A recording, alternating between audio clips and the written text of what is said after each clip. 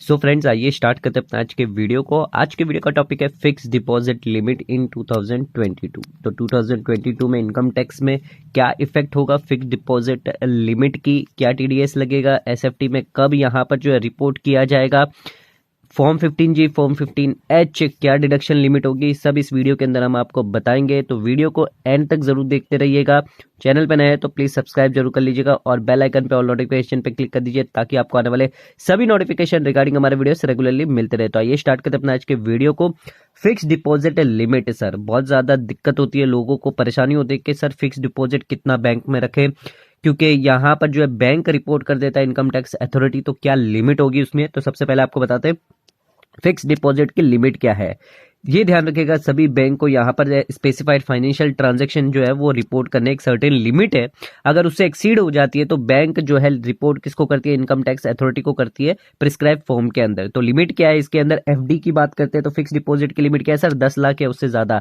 यानी एक single bank के अंदर अगर आपने 10 लाख या उससे ज्यादा की अगर एफडी करा के रखी है तो बैंक उसको जो है रिपोर्ट करेगा इनकम टैक्स अथॉरिटी को। तो यहाँ पर आपको ये कहाँ दिखाई देगा सर, पहले 26AS में दिखाई देता था, अब जो है 26AS में तो दिखाई देगी आपको यहाँ पर। उसी के साथ एसएफटी कहाँ पे दिखाई देगी आपको, एआईएस जो नया फॉर्म आया है एनुअल इन्फॉर्मेशन स्टेटमेंट, उसके अंदर भी अब आपको जो है यहाँ पर एसएफटी दिखाई देंगे। जहां पर आपने अगर किसी बैंक के अंदर 10 लाख से ज्यादा की फिक्स डिपॉजिट करिए तो आपको एआईएस में भी वो दिखाई देगा सर। नेक्स्ट सवाल आता है हमारा, क्या fix deposit income tax department को रिपोर्ट करती है, तो बिफोर एआईएस और आफ्टर एआईएस क्या सिचुएशन थी, क्या सिनारियो था। तो फिक्स डिपॉजिट जो है रिपोर्ट करती है बैंक इनकम टैक्स डिपार्टमेंट को। तो पहले मैं आपको बताता हूं बिफोर एआईएस क्या होता था सर, 26AS के अंदर ही खाली दिखाई देता था इंटरेस्ट, जो आपका टीडीएस से डिडक्ट हो जाता सर 194A के अंदर। 194A के अंदर अगर आप 50,000 से ज्यादा सीनियर सिटीजन हो, आपकी उम्र 60 या उससे ज्यादा है, तो आपका 50,000 से ज्यादा आपका टीडीएस डिडक्ट किया जाता था, डिडक्ट कर दिया जाता था बैंक के द्वारा, 194A के अंदर जमा कर दिया जाता था। और आप अपनी जब इनकम टैक्स रिटर्न फाइल करेंगे तब उसको जो आप रिफंड क्लेम कर पाएंगे अगर आपकी टैक्स लायबिलिटी नहीं आती है। तो उसके साथ अदर पर्संस के लिए, अदर इंडिविजुअल के लिए 40,000 की लिमिट थी। तो यहाँ पर अगर टीडीएस अगर आपका बैंक डिडक्ट कर लेता था तो वो आपको दिखाई देता था फॉर्म 26AS में, बिफोर एआईएस की बात कर रहे हैं हम।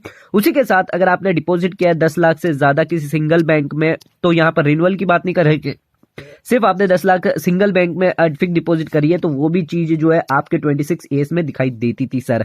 बट आफ्टर एआईएस अब आपका 1 रुपया भी नहीं रहेगा सर। सेविंग के इंटरेस्ट हो, फिक्स डिपॉजिट का इंटरेस्ट हो, एसएफटी हो, जो भी हो आपके एआईएस में दिखाई देगा सर।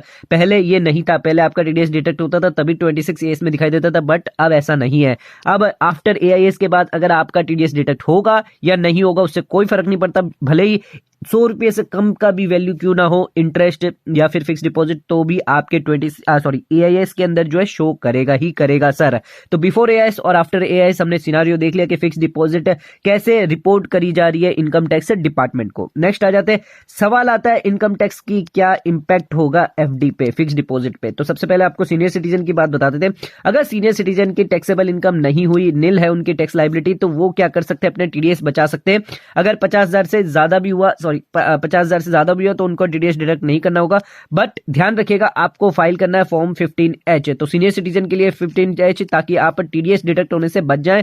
सभी जो बैंक है जिसके अंदर आपने एफडी करी है उसके अंदर आपका इंटरेस्ट जो है 50,000 से ज्यादा गया है, तो उस केस में आप जो है टीडीएस डिडक्ट आपका ना हो तो आपको क्या फाइल करना होगा, फॉर्म 15H फाइल करना होगा। तो ये ध्यान रखिएगा। अदरवाइज अगर आप फॉर्म 15H नहीं फाइल करते तो आपको इनकम टैक्स रिटर्न फाइल करना पड़ जाएगा रिफंड के लिए सर।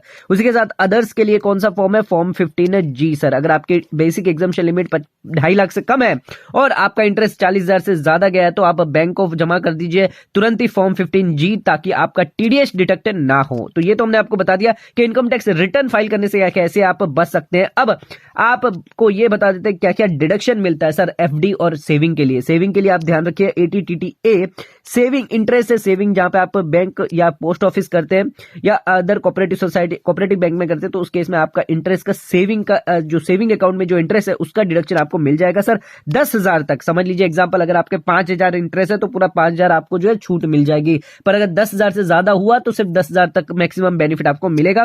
बट ये ध्यान रखिएगा 80TT के अंदर एफडी के इंटरेस्ट का कोई भी अलाउड नहीं होता है, तो 80 एफडी के लिए आपको आना होगा सेक्शन 80C के अंदर, बट उसके अंदर वो टैक्स फ्री होना चाहिए। एफडी अकाउंट के अंदर मिनिमम टेन्योर यहाँ पे 5 साल का होना चाहिए, तो आपको 1.5 लाख का 80C के अंदर डिडक्शन मिल जाएगा। सिर्फ इंडिविजुअल और एचयूएफ के लिए स्कीम है।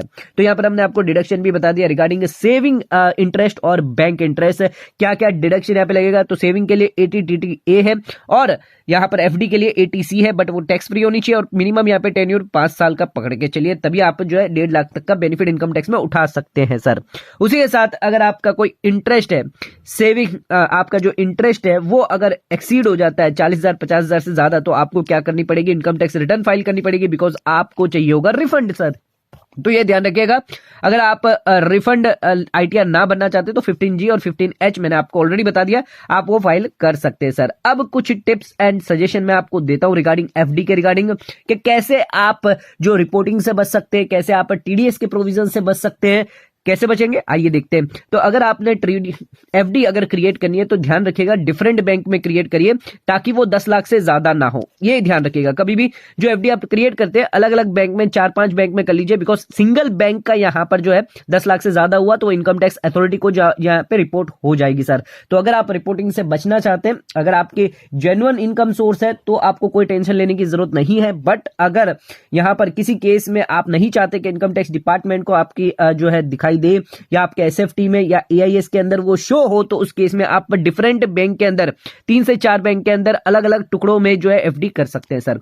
उसी के साथ अगर आपकी इनकम क्रॉस हो जाती है, टैक्स लायबिलिटी आपकी अगर आ जाती है, तो उस केस में आप एफडी क्या करिए सर, अदर पर्सन के नेम पे, अपने स्पाउस, अपने मदर फादर या फिर अपने बच्चों के नाम पे जो है एफडी खोल दीजिए, ताकि आपकी जो इनकम है, आपकी जो टैक्स लायबिलिटी है वो यहाँ पर कम हो जाए और आपको यहाँ पर जो है जो टैक्स है, जो एक्स्ट्रा जो टैक्स आएगा, जो इंटरेस्ट पे टैक्स आएगा, वो अदर पर्सन के हैंड में चला जाएगा। उसी के साथ रिन्यूअल एफडी कभी भी काउंट नहीं होती है सर, रिन्यूअल एफडी कभी भी काउंट नहीं होती है फॉर एसएफटी के लिए, बट उसका इंटरेस्ट जो है वो टैक्सेबल आपके लिए जरूर रहेगा सर। नेक्स्ट, ऑटो रिन्यूअल अगर एफडी अगर होती है तो यहाँ पर लॉन्ग टर्म के लिए, सो आप उसको ब्रेक मत करिए, बिकॉज वो ऑलरेडी रिपोर्टेड नहीं हो रही है।